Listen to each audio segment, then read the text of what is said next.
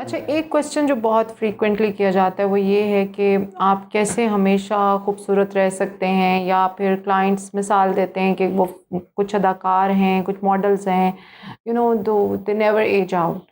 اور اس کی کیا سیکرٹ ہے، اس کی کیا ریزن ہے؟ دو تین باتیں تو میرے خیال میں اس کا اداکار یا ماڈل ہونے سے تعلق نہیں ہے، دو تین باتیں تو بہت پرائمریلی بڑی امپورٹنٹ ہیں، جن کو ہمیں ہمیشہ یاد رکھنا چاہیے، جس کو میں نے دیکھا ہے کہ کافی لوگ اب اس اویئرنیس کی طرف آ بھی رہے ہیں، لیکن پھر بھی بہت سارے لوگ ایسا سمجھتے ہیں کہ ماڈلز، اداکار یا جتنے بھی ہمارے لوگ ہیں یہ صرف کلینکس میں جاتے ہیں اور بہت سارا پیسہ لگاتے ہیں اور اس سے they became very beautiful. Part of it is true, میں مانتی ہوں یہ بات، aesthetics is not a cheap area to work on, لیکن کچھ ایسی چیزیں ہیں جن کا آپ خود خیال رکھ سکتے ہیں اور اس سے آپ کی ایجنگ پروسیس بہت زیادہ سلو ہو جاتا ہے، جس کے اندر ہے آپ کی نیند، یعنی آپ کا رات کو 11 بجے سونا، میکسیمم 11 بجے سونا. اصولاً تو آپ کو عشاء کے بعد سو جانا چاہیے، کیونکہ ہر انسان کے اندر اللہ تعالیٰ نے ایک سسٹم لگایا ہوا ہے جسے ہم سرکیڈین ردم کہتے ہیں، یعنی جیسے جیسے باہر اندھیرا ہونا شروع ہوتا ہے تو ہماری باڈی کے اندر کچھ ہارمونز ہیں جس کی چینجز آتی ہیں، ان کی وجہ سے ہمیں نیند آنا شروع ہوتی ہے. اور جب ہم 10 سال، 5 سال، 6 سال، 12 سال کانسٹنٹلی نیچر کے خلاف کام کرتے ہیں، یعنی اب ظاہر ہے ٹی ویز ہیں، ایپس ہیں، رات کو ویڈیوز دیکھتے ہیں، ہم لیٹ نائٹ جاگتے ہیں، پھر ہم کئی جگہوں پہ مجھے جو ہسٹری ملتی ہے کلائنٹس کی وہ یہ ہے کہ ان کا پیٹرن ہی یہ ہے کہ وہ صبح 5-6 بجے سوتے ہیں اور پوری رات جاگتے ہیں. تو نیچر کے ساتھ اتنا زیادہ پلے آپ کریں گے تو اپنے باڈی کے جو آپ کے ڈائنامکس ہیں ان کو آپ خود دعوت دے رہے ہیں کہ ان کے ریورس آپ جا رہے ہیں. کوشش کریں کہ آپ کی ایسی ایکٹیویٹیز اپنی انجوائے کریں. آپ رات میں جاگنا چاہتے ہیں، آپ کی کوئی کزنز وغیرہ آئے ہوئے ہیں، کوئی آپ کے فرینڈس ہیں تو، لیکن اس کے ساتھ ہفتے میں 3 سے 4-5 دن اپنی ایک پراپر نیند کا سسٹم ڈیلیبریٹلی بنائیں کہ میں نے ٹائم پہ سونا ہے، ٹائم پہ اٹھنا ہے، اور 1-2 دن چلیں ہفتے میں یا مہینے میں ایسے بھی آپ گزار لیں جن میں آپ اپنا فرینڈز وغیرہ کے ساتھ ٹائم گزار لیں یا آپ اپنی کوئی ایکٹیویٹیز کر لیں. نمبر 2 ہے آپ کا گٹ کا ڈیٹاکس، یعنی آپ کی گٹ کی صفائی کیسی ہے، آپ اپنی گٹ کی کلینزنگ کو کتنا کنسیڈریشن میں رکھتے ہیں منہ میں کچھ بھی ڈالتے ہوئے. اب یہ ایک بہت بڑی بات میں نے کی ہے اور اس کے اوپر گھنٹوں بات کی جا سکتی ہے، لیکن just to summarise the topic, میرا جو اپنے کلائنٹس کے ساتھ یا پیشنٹس کے ساتھ طریقہ ہے ہمیشہ سے بات کرنے کا وہ یہ ہے کہ آپ نے دن میں 16 گلاس پانی پینا ہے. آپ نے چیا سیڈز، یا آپ نے ایک چیز ہم اسے کہتے ہیں سیڈ سائیکلنگ، آج کل ہمیں وہ کرنی پڑ رہی ہے کیونکہ ہماری جو ڈائٹس ہیں اس کے اندر پیسٹیسائڈز اور اس کے اندر جو پریزرویٹیوز ہیں، جیسے جو دودھ مل رہا ہے، جو ہمیں انڈے مل رہے ہیں، جس قسم کا ہمیں چکن مل رہا ہے، اس سارے کے اندر چکن کو کتنی اینٹی بائیوٹکس دی گئی ہیں، کتنی اینٹی فنگل ڈوزز اس کو لگائی گئی ہیں، جس گائے یا بھینس کا دودھ لیا گیا پھر وہاں سے اس گائے بھینس کو کتنے انجیکشنز لگے، پھر دودھ کی فیکٹری والوں نے دودھ کے ساتھ کیا سلوک کیا. تو ہمارے پاس کوئی بھی چیز اس ٹائم پیور فارم میں آ نہیں رہی ہے، اور باقی کا ستیہ ناش ہم نے اپنے لائف سٹائل کا خود کیا ہوا ہے. تو اکثر لوگ آتے ہیں، بڑی بڑی ہمارے پاس ممبرشپس ہیں جمز کی، لیکن جم جانا، جم کو کرنا یہ ایک بہت ہی مشکل کام ہے، اس پہ بھی ہم پرسسٹنٹ نہیں رہ پاتے. تو اس ساری چیزوں میں پیسہ ہی انوالو نہیں ہوتا ہمیشہ. ہر بات میں یہ کہنا کہ جی ماڈلز اور اداکار یا بڑے بڑے لوگ جو ہیں وہ چونکہ they can spend money that's why they are beautiful, نہیں. آپ جس بھی کامیاب انسان کو کی زندگی کو قریب سے دیکھیں گے آپ کو ہمیشہ نظر آئے گا کہ وہ اپنی زندگی میں ایک ڈسپلن کریٹ کرتے ہیں، سونے کا، جاگنے کا، کھانے کا، پینے کا. اپنی ایٹنگ چوائسیز کو چینج کریں آپ کی ڈائٹ میں. جیسے ہمارے پروفٹ نے، حضرت محمد صلی اللہ علیہ وآلہ وسلم نے ہمیں سب سے زیادہ جو چیز سکھائی ہے وہ ہماری اپنی سنت میں ان کے ہمارے موجود ہے، زیتون کا استعمال، کھجور کا استعمال، جو کا دلیا، زیتون کے تیل کا استعمال، یہ چیزیں ہماری پریفرنس میں کہیں نہیں ہیں۔ پھر ہمارے کھانے پینے میں اب میں نے دیکھا ہے کہ خواتین نے بچوں کو سکھانا، منع کرنا اور ان کو ٹرین کرنا بھی بند کر دیا ہے میجورٹی نے۔ بچے نے کہا جی پیزا کھانا ہے، پیزا کھلا دیا، بچے نے کہا جی چکن ونگز کھلانے ہیں، چکن ونگز کھلا دیے۔ گھروں میں کوئی رول ماڈلنگ نہیں رہ گئی ہے اچھی ڈائٹ کے لیے۔ آپ بچوں کے سامنے ویجیٹیبلز کو سٹیم کریں، ان کے سیلڈز بنائیں، ان کی چکن کو میرینیٹ کریں، اس کو روسٹ کریں، اچھے ہمس بنائیں، بچوں کے ساتھ آپ ٹورٹلاز بنائیں، ڈفرینٹ چیزیں کریں جس سے بچے سیکھیں، اپنی آپ کی جو نیکسٹ جنریشن ہے وہ اچھی ایٹنگ ہیبٹ سیکھیں، ان کو بروکلی کھانا سکھائیں، ان کو سبزیاں کھانا سکھائیں۔ تو جو کچھ بھی بچے کہیں اس کو ماننا محبت نہیں ہوتی، ہمیں کہیں نہ کہیں ان کی رول ماڈلنگ کرنی ہے، ان کو سکھانا ہے کہ اچھی لائف کیسے گزارنی ہے۔ اچھا، اب میں نے ابھی تک آپ کے ساتھ 4 سے 5 باتیں شیئر کر لی ہیں۔ ایک ہے نیند، دوسرا ہے آپ کی گٹ کی کلینزنگ، آپ کو قبض کسی صورت میں نہیں ہونی چاہیے، آپ نے اولیو آئل روزانہ پینا ہے،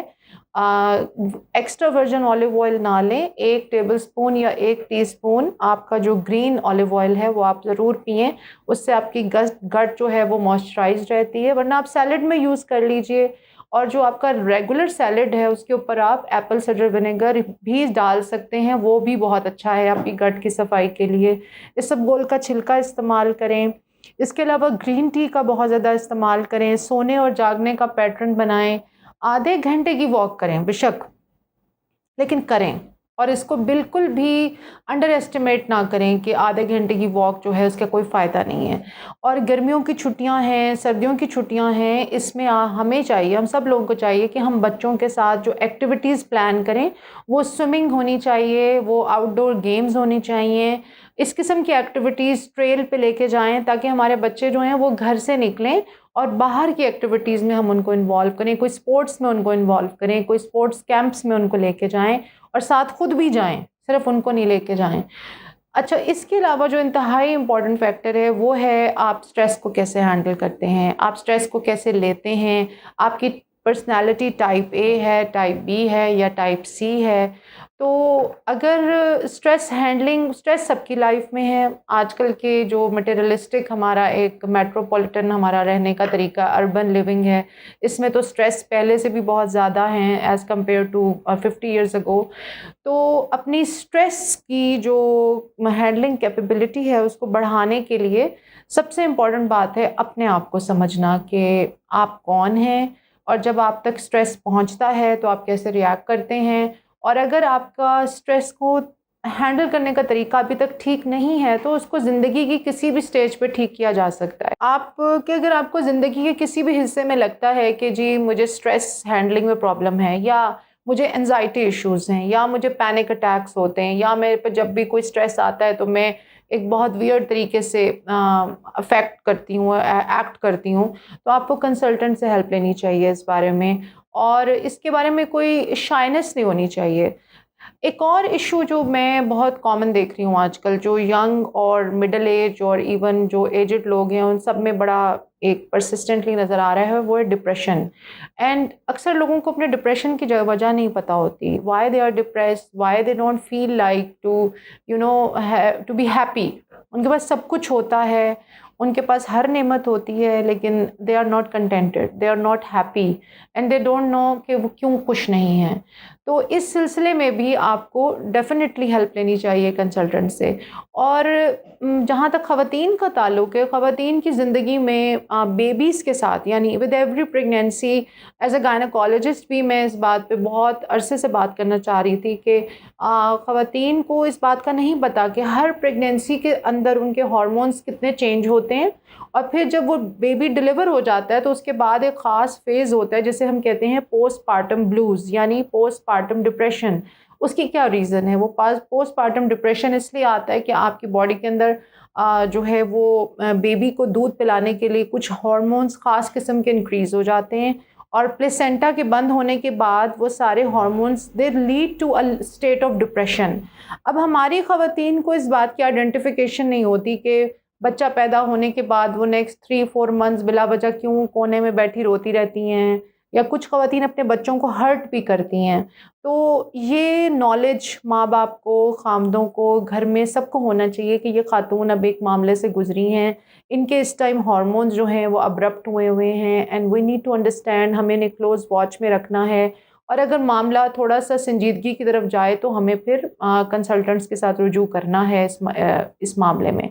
اچھا، پھر مینوپاز یعنی خواتین جب اپنے ماہواری بند ہونے کے ٹائم کے قریب آتی ہیں تو اس میں پہلے ایک فیز آتا ہے کچھ سال پہلے جسے ہم پیری مینوپازل فیز کہتے ہیں. اب پیری مینوپازل فیز کے اندر خواتین کے اندر بہت ساری ہارمونل چینجز آ رہی ہوتی ہیں. بنیادی طور پہ آپ کو یہ بات سمجھنی چاہیے کہ ہم انسان ایک ایسی گاڑی ہیں جن کا فیول، جن کے اندر جو پیٹرول یا ڈیزل ڈلتا ہے وہ ہارمونز ہیں. اور اگر ہمارے یہ ہارمونز اوپر نیچے ہوں گے اسٹریس کی وجہ سے، انزائٹی کی وجہ سے، یا کسی فزیولوجیکل کنڈیشن کی وجہ سے، تو پھر ہمارے پوری کی پوری فزیولوجی، ہمارا جو رہنے کا طریقہ، ہمارا سب کچھ چینج ہو جائے گا.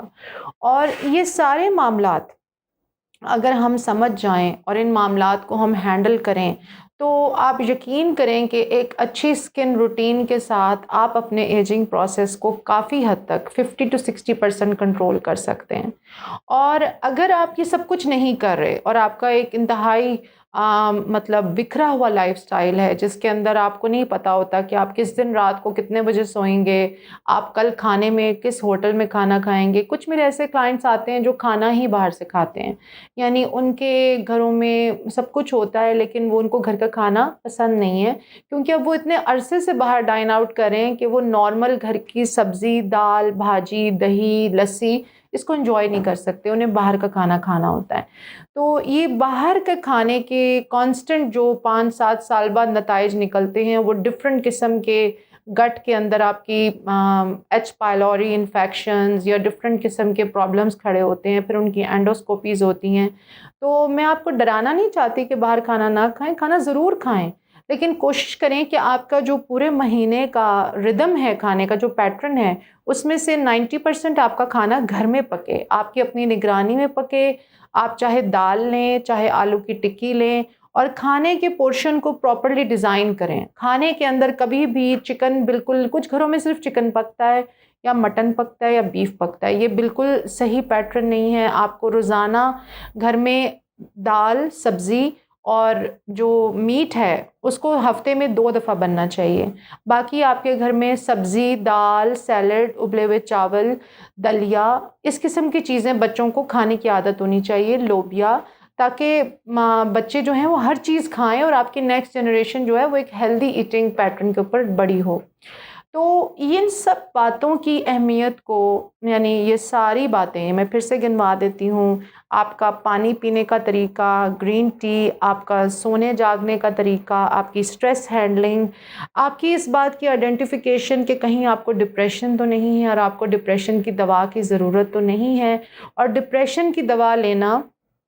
کسی بھی طریقے سے آپ کو دوسرے انسانوں کی نسبت کوئی بھی ڈفرینٹ نہیں کر دیتا، نہ ہی آپ کوئی ذہنی مریض بن جاتے ہیں. کچھ لوگوں کو وقت کے ساتھ ساتھ ہارمونز کے بیلنس کے لیے اور سٹریس ہینڈلنگ نہ ہو پانے کی وجہ سے ڈپریشن کی دوا کی ضرورت ہوتی ہے. اور جب وہ ڈپریشن کی دوا لیتے ہیں تو ان کے دائیں بائیں ارد گرد کے لوگ اور گھر کا ماحول بہت پرسکون رہتا ہے. اس لیے ان کو اپنے لیے نہیں لیکن دوسروں کے لیے ڈیفینیٹلی یہ دوا کھانی چاہیے. تو یہ سارے معاملات، پھر آپ کی چوائسیز آف ایٹنگ، آپ کی گٹ کلینزنگ، ان کے ساتھ جب آپ استھیٹک پروسیجر کوئی چھوٹا سا بھی کروائیں گے تو یقین کریں آپ کا افیکٹ بھی بہت لانگ لاسٹنگ رہے گا، آپ کی اسکن بھی گلو کرے گی اور آپ کو خود بھی بہت مزہ آئے گا. اگلی جو آنے والی ویڈیوز ہیں میری، جو میرا زندگی بھر سے ایک بڑا خواب رہا ہے کہ میں ایک ایسی ویڈیوز کی سیریز بناؤں جس کے اندر میں لو کیلری آپ کو ڈائٹس بتائی جائیں جو آپ کی گٹ کو صاف کریں گی. ایسے جوسز، ایسی سمودیز جو آپ کی پورے دن کے اندر آپ ان کو ڈیوائڈ کریں ان میلز کو، اور وہ آپ کو ہیلدی بھی رکھیں گی، آپ کی اسکن کو ریڈینٹ بنائیں گی. اور آپ کو جب اس کے ساتھ آپ پروسیجرز لیں گے یا ملٹی وائٹامنز لیں گے، تھوڑی سی بھی ایکسرسائز کریں گے، تو آپ بہت ہیلدی اور ینگ رہیں گے. اور آپ کو لوگ وہی کمپلیمنٹس دیں گے جو آپ دوسرے لوگوں کے بارے میں سوچتے ہیں کہ یار ان لوگوں کی ایج کبھی کیوں نہیں بڑھتی ہے، ہمیشہ ایسے ہی کیوں نظر آتے ہیں.